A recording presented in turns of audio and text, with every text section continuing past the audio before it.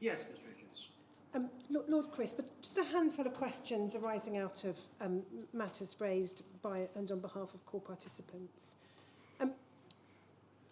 Based on, in particular, your years working within the NHS, would you accept the importance of listening to patients and what patients say, as well as listening to the medical establishment? Absolutely. I think it is, I mentioned the patient safety culture that has been being developed over the last 20 years, very significantly led in this country actually by Sir Liam Donaldson in terms of shaping it. And that's one of the fundamental parameters of it, is that you've got to be talking to people. But we're also talking about a 40-year period here where attitudes generally have changed massively in all kinds of ways. And I think, you know, there's still some catching up to do in that regard. I think the NHS has got much, much better at doing that. It's not as good as it should be. It's better in some areas like mental health than others. But I think some of those lessons, I don't know because I don't have anything to do with the Department of Health, but I think some of those lessons could be applied within government generally and not just the Department of Health. And would you agree that if the Department of Health's line was to include statements such as there were no wrongful practices or the best available treatment was provided, that in order to be able to make those kinds of statements, the department would have needed to listen to what patients or victims were saying, as well as relying upon what doctors or civil servants were saying, was the position?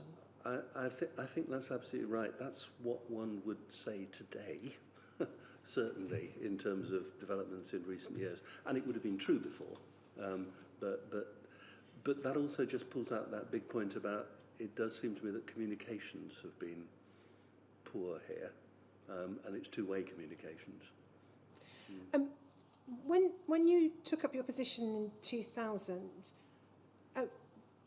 do you have any recollection of what, if anything, you knew at the time about the contaminated blood products and the circumstances in which people had been infected? I think I'd read Richard Titmus's book 20 years before, and anything else I knew was probably from the media. Did you become aware at any point during your 6 or so years at the Department of Health of any particular lessons that had been learnt specifically arising from the circumstances in which people had been infected and the consequences for them? Not that I would make a direct line, but I think, I suspect that, as you alluded to earlier, the medical advisors were advisors in sort of 30 years ago or whatever, 40 years ago. And I suspect that people like Sir Liam Donaldson had got them, that they were more integrated into the wider thinking than they perhaps would have been then. You know, they would have been more, well, most of them have been working in the NHS probably anyway, so they'd have been part of the developing time. Whether there were particular lessons coming from this, I don't know. Now, I'd asked you earlier about whether there had been any internal criteria or guidance for the deciding whether to have a public inquiry, and you weren't aware of any. Yeah.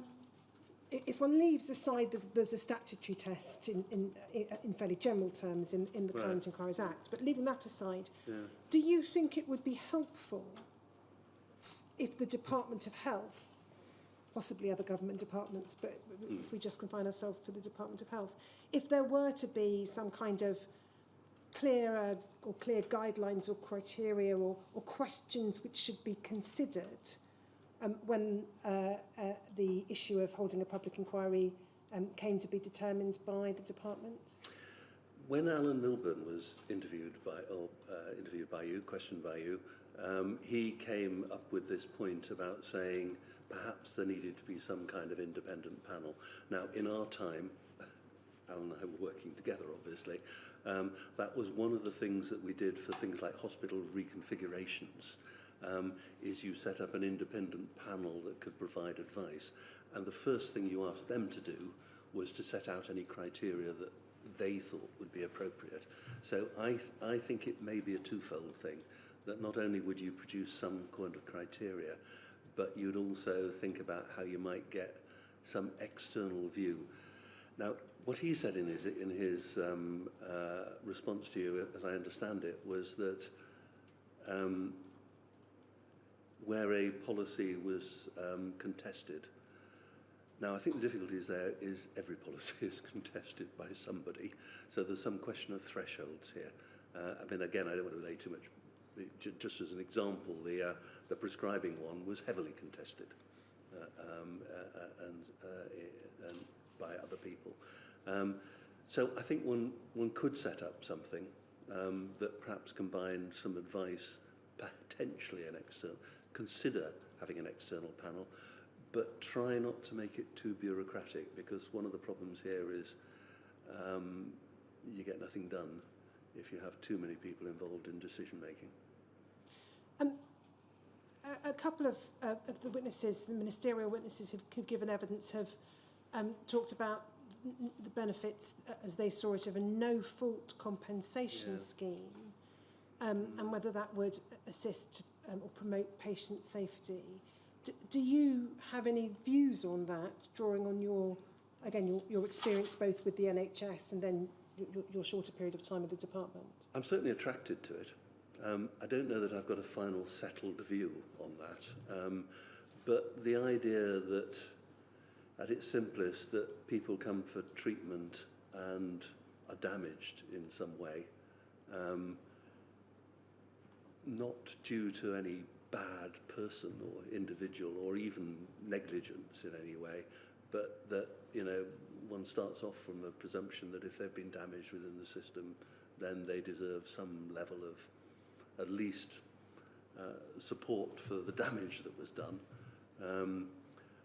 I think that's an attractive notion, and I think it would also bring some of these things closer, make the whole process shorter.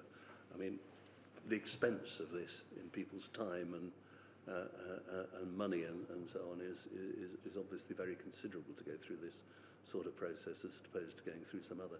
But there are obvious downsides. But my inclination would be to say that's certainly worth examining really properly.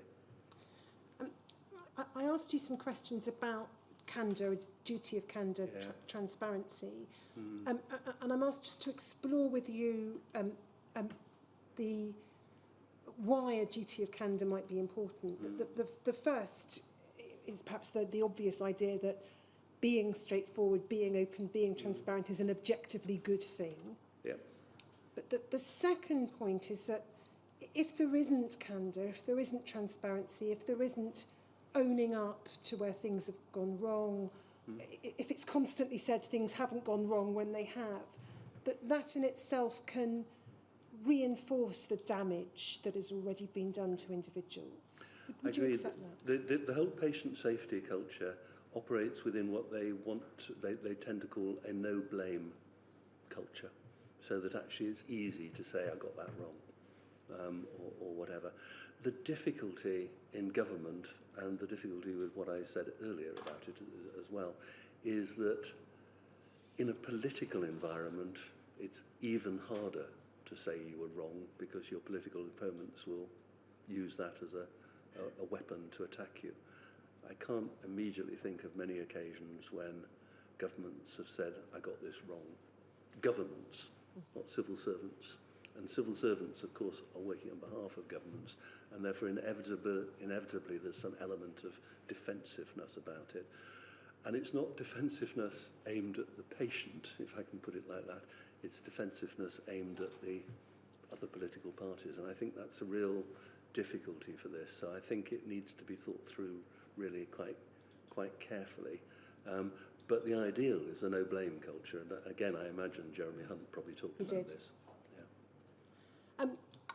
you mentioned in your written statement, and we touched on it in your earlier oral evidence, some of the outcomes of other inquiries that you had been dealing with, Chipman, Alderhay, Bristol. Were you aware of the tribunal that was taking place in Ireland, the Lindsay Tribunal, looking at the issue of infected blood and blood products and their consequences in Ireland? I wouldn't have thought so.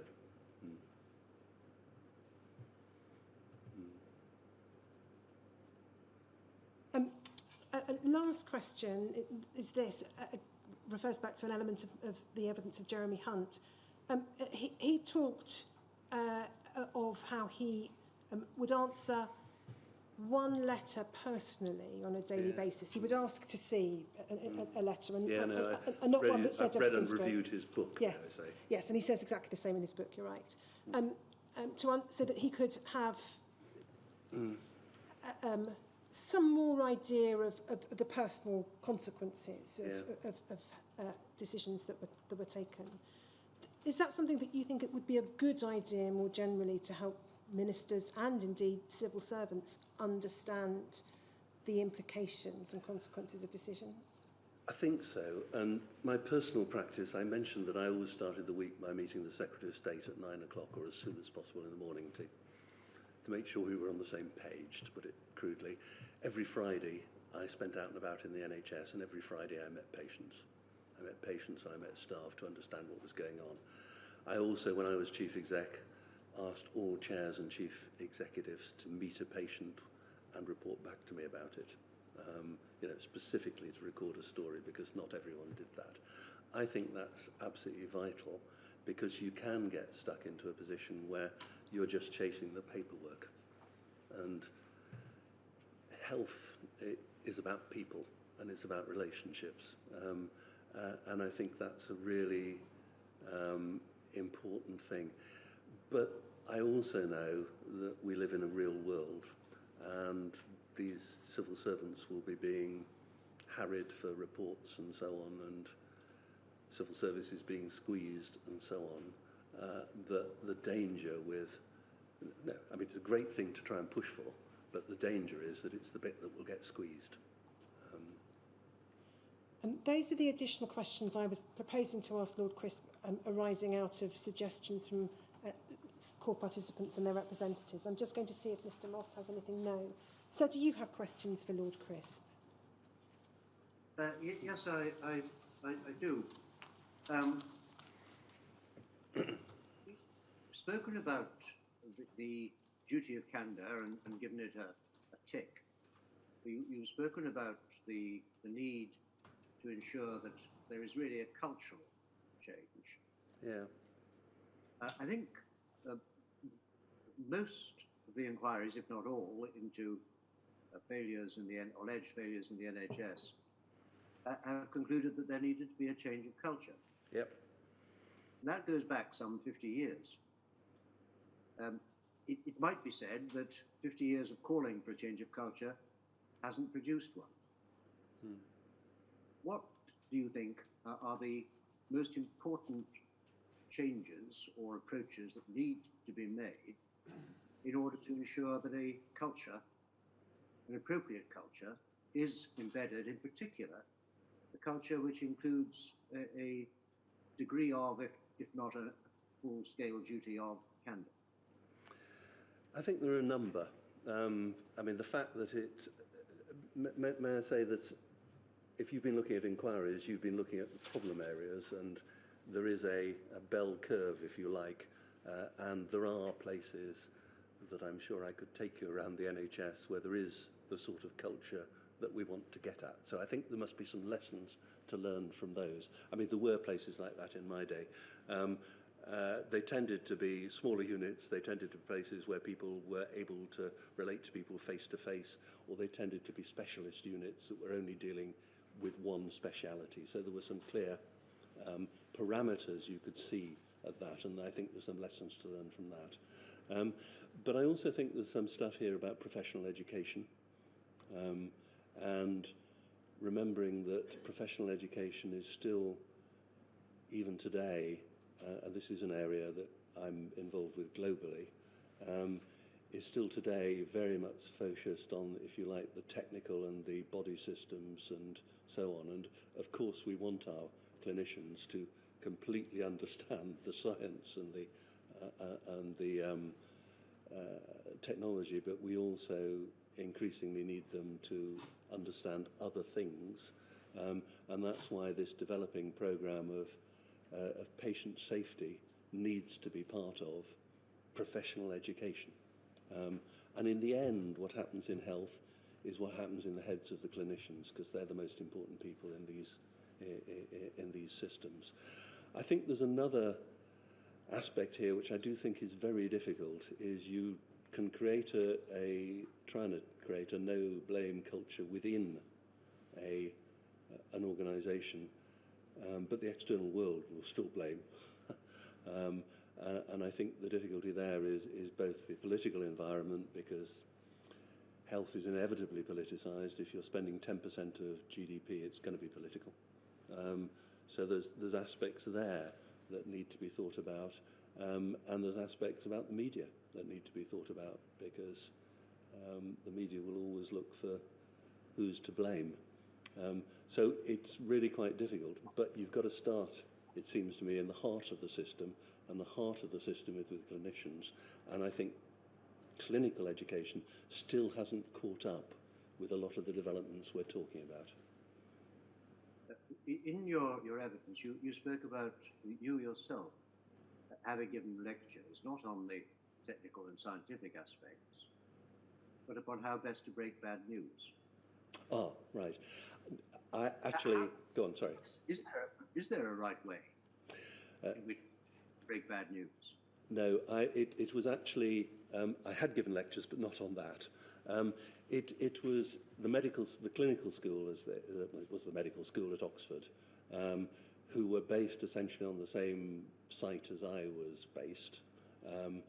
And they, during that period, introduced some new programs which had not been part of medical education until the early 2000s, on, for example, breaking bad news, on, for example, ethics, on, for example, social impacts and so on. I also gave some lectures, but my lectures were more about were about management issues, really, about the individual clinician understanding how they made a wider change than just for the individual patient in front of them.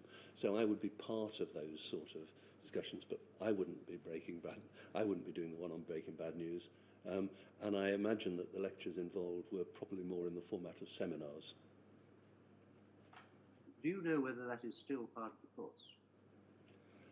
My understanding is it's probably part of every medical student's course now.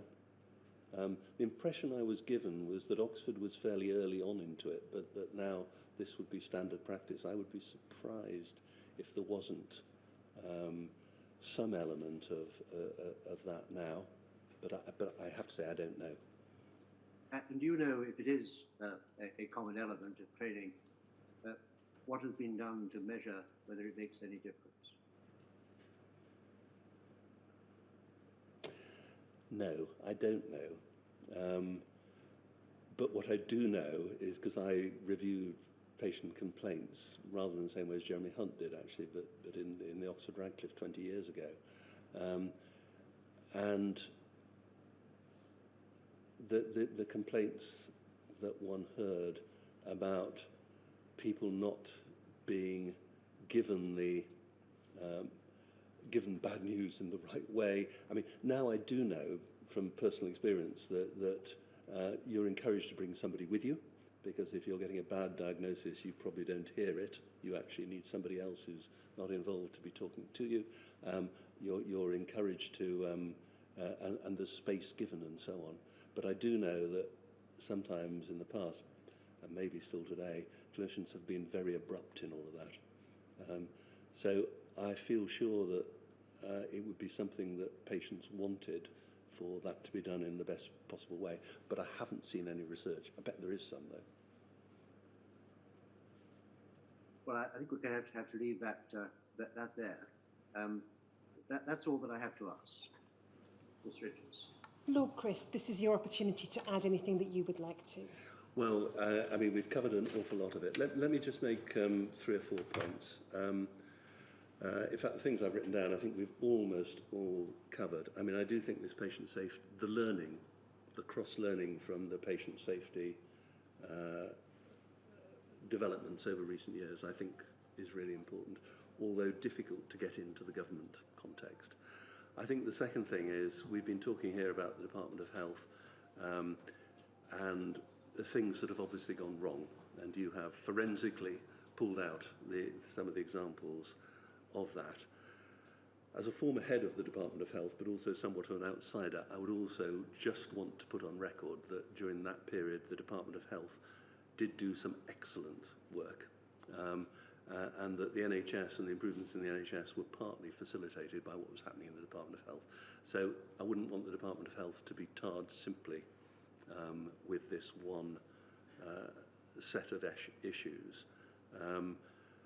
I also do just pick up on this point about patients and the no blame culture and so on. Again, I do think that's really important. I think I suspect quite a lot of what we're talking about, of course, is cross-government significance. It's not just about the Department of Health. And then finally, I would just pick up on what I said in my very first statement. You will gather from what I said earlier that I'm very sorry I didn't meet Lord Jenkin again in December 2005 and that we didn't sort that out. My conclusion to my first statement, if I can just read it out, which is really addressed to people who are infected and affected. The destruction of papers in the early 1990s should clearly not have happened. And I said this to Lord Jenkin, I want to repeat, this should simply not have occurred. My meeting with Lord Jenkin in April 2005 was designed to clarify matters and ensure that he had access to the remaining files from his time in office. I am very sorry that it seems instead to have confused the issue and to have increased the concern about the circumstances in which some documents were destroyed in the early 1990s. I simply repeat that. That I'm really sorry that, you know, whatever happened in that meeting, that it ended up giving greater concern to people than it needed to, particularly as it was designed to move things on. But I think that's everything I wanted to say. Thank you. Sir Brian. Well, thank you in turn very much, Lord Chris. I'm sorry once again that I can't be there personally to say this, but I am here virtually and I have, of course, been throughout. But thank you for your evidence, which has been most valuable. You've given us quite a lot to think about, and your reflections have been most useful. So thank you for making your contribution, I hope, ultimately to patient safety through the evidence you've given. Ms Richards. Tomorrow we have the evidence of Anita James, and we'll start at 10 o'clock tomorrow. So tomorrow, 10 o'clock, Anita James. Thank you very much. Thank you, sir.